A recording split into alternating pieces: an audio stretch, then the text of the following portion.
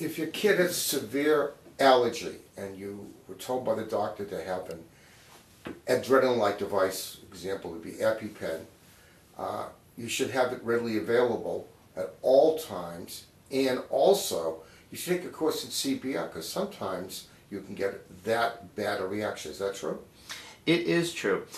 Peanut reaction, peanut allergy of all the food allergies does seem to be the most severe and does lead in some cases to potentially life-threatening reactions both in the breathing and in the patient's heart rate and blood pressure.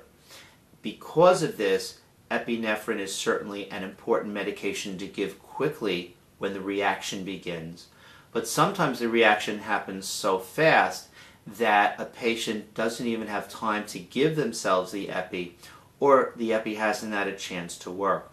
And so caregivers of children who have peanut allergies certainly should have the skills to learn CPR so that if a reaction of that nature does occur, they're equipped to take it or to use it.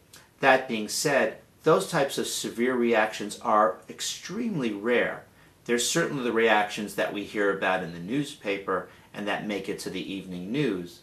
And so I don't want parents to be concerned that a mild reaction to peanuts in the past is going to lead to a child having a cardiac arrest.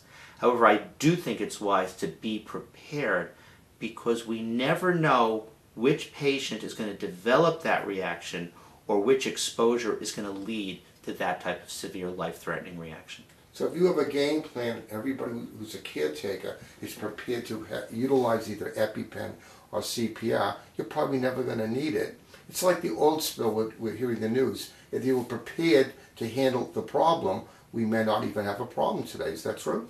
It always seems to be the case. The more prepared we are for a problem, the less often we need to use those preparations.